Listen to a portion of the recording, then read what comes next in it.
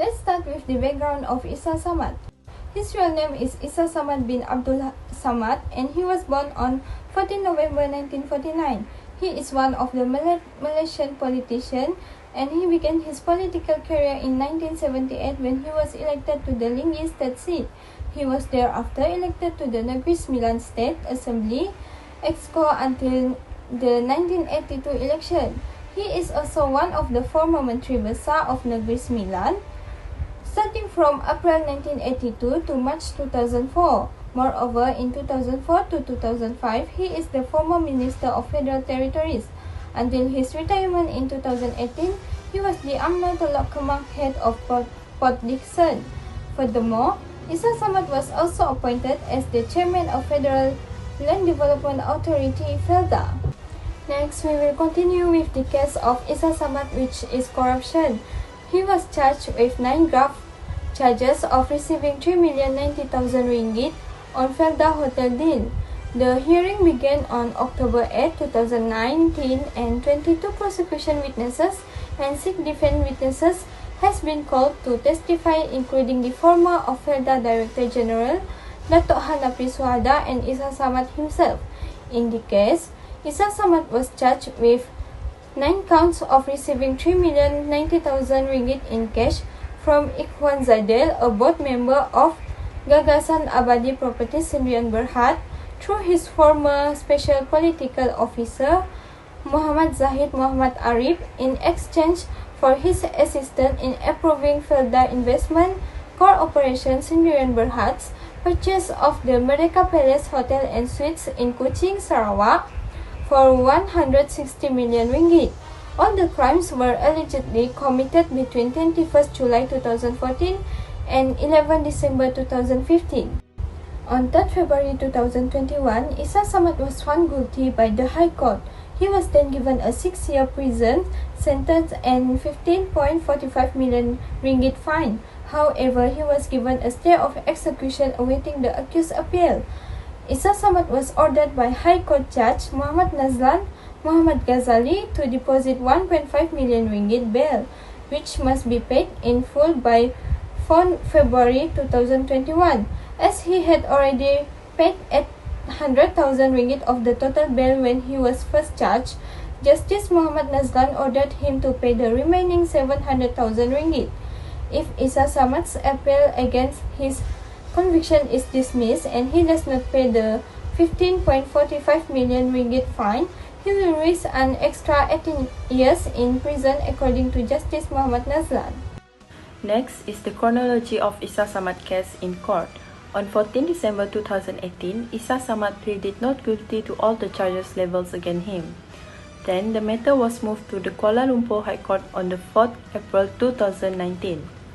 Then, on the 11th April 2019, the case was heard for the first time. After that, the prosecution called 22 witnesses to testify in the case, including former FELDA Director General, which is Datuk Hanafi Suhada.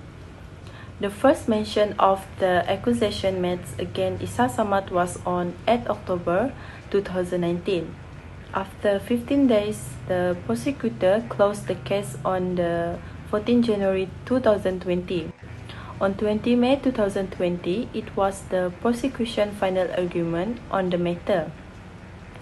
And on 16 June 2020, the court mandated Isa Samad to represent himself on 9 corruption charges. In the process, Isa Samad has had his breach of trust charges withdrawn. This is because the court authorized the anticipated purchasing of Merdeka Palace Hotel Suite in Kuching, Sarawak. On 17 August 2020, from the witness stand, Isa Samad began to testify under oath in his defense of all the charges. After finishing hearing clarification from 6 witnesses from the defense on 3 September 2020, the defense concluded the case. On 24 December 2020, it was the defendant's closing argument. Lastly, on 3 February 2021, a decision has been made where Isa Samad was found guilty. Corruption is one of the major topics raised in the Isa Samad case. This problem can be formally defined as the act of improperly or criminally influencing a decision-making process. In the case of Issa Samad, it appears that he was involved in corruption since he is suspected of receiving money in installment as a reward for assisting in the approval of the Merdeka Palace Hotel. Muhammad Issa is accused of getting money through his former special political officer, Muhammad Zahid Muhammad Arif, from Ikhwan Zaidel.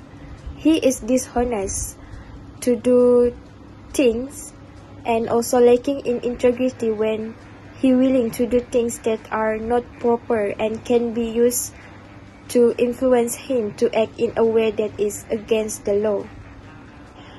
We acknowledge that the issue of corruption has the potential to destroy the country's reputation.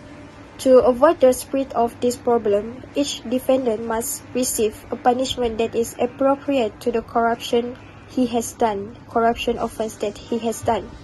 It is because punishment is a means for us to demand justice for our country's failing performance. For example, after being found guilty of Rm 3 million in bribery in connection with a transaction of Kuching's Merdeka Palace Hotel, Tan Sri Muhammad Issa Abdul Samad was sentenced to 6 years prison and fined 15.45 million by the High Court. Judge Muhammad Nazlan stated that the sentence was imposed to allow offenders to rehabilitate and teach the accused and others to not commit similar offense because corruption-related offenses are serious matters that threaten country's economy, also affect the country's democratic system. Thank you. And I will continue with the next two issues regarding the Issa Samad corruption case, which are breach of trust and decision-making authority. A breach of trust is where an individual has been entrusted by others to perform a certain duty and then proceed to breach that duty. After making some observation regarding the case, we discover that Issa Samad has been accused of breach of trust while serving as chairman of the Federal Land Development Authority, FELDA. He violated trust when he decided to acquire Merdeka Palace Hotel and Suites without the agreement of the responsible party, which is the FELDA Board of Directors. Therefore, he could be sentenced to a maximum of 20 years imprisonment, caning, and a fine based on Section 409 of the Penal Code if he is found guilty of breach of trust. Next, we will go to the third issues, which is the decision-making authority issues. As mentioned before, Issa Samad has purchased the Merdeka Palace Hotel and Suites without the permission of FELDA's board members. So, we can see that he surpassed his decision-making authority by making the decision on his own. From these scenes, we can see that he acted outside of his jurisdiction by making acquisition without following the standard rules provided. According to Siti Sarwani Muhammad Saleh, one of the witnesses in the case emphasized that permission by the FELDA Board of Directors is necessary for any project to be handled by subsidiary of FELDA, namely FELDA Investment Corporation, Senda Berhad, if the sum exceeds 100 million. This demonstrates that despite of his position as chairman, the accused has no authority to make decision on FELDA projects. So, I will pass to the next presenter. The actor is of course Issa Samad himself, where he served as a Menteri Besar of Negeri Sembilan for 22 years, and he have repeatedly failing to get a position in the election since 1993 and 1999. During 2004 until 2007 term, he won a position as UMNO Vice President, but the achievement was overturned after he was convicted to a corruption issues.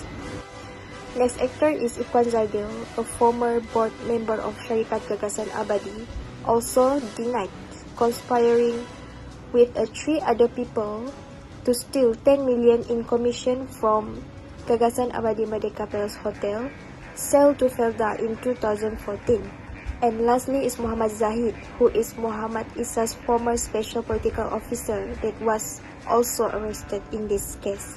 The first implication is Isa Samad was sentenced to 6 years in prison for each of the 9 charges, which total 54 years in prison by Judge Muhammad Azan Muhammad Ghazali.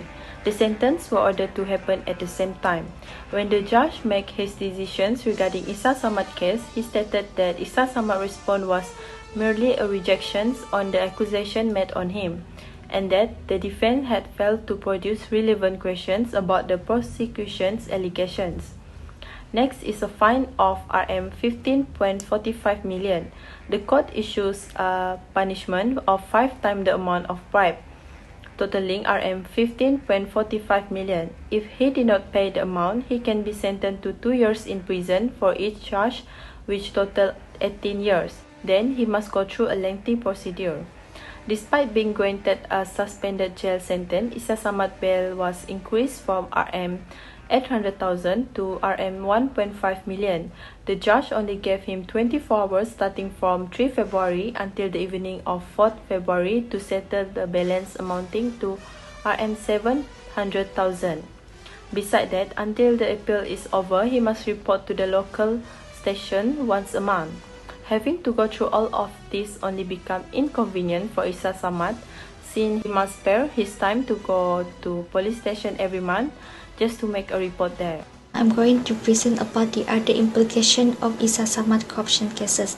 First of all, Isa Samad was acquitted but have to defend himself for other 9 charges.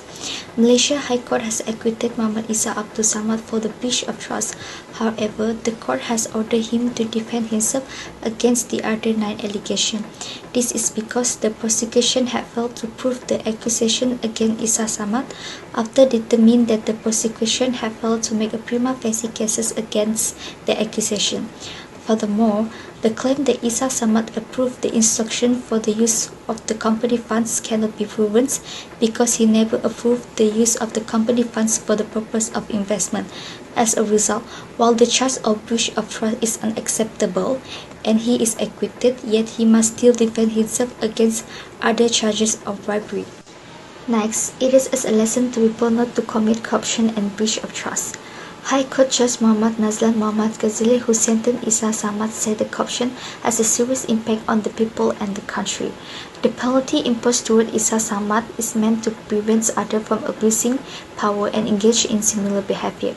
Moreover, he punished Isa Samad in accordance with the law provisions, taking into account the relaxation, risk is mitigation, and other considerations. Besides that, the key considerations in determining the punishments was the public interest, and the sentence must reflect the seriousness of the charges made against the accused. Therefore, punishments must always serve as deterrents to ensure that the offenders do not repeat the offense, and Isa Samad cases show that everyone who commit bribery or involved in corruption will be punished no matter what the background status is. In conclusion, there will be many negative effects that will be faced by the country if the corruption cannot be curbed. Besides that, if the corruption becomes more widespread, the administration of a country as a whole will be affected. Not only that, any policy or law enforcement will become weak. This will also cause the implementation of the law cannot be carried out fairly, and this can overturn the country's economy in general. Therefore, all the parties must work together to eradicate this corruption so that the administration of the country can be managed fairly and equitably.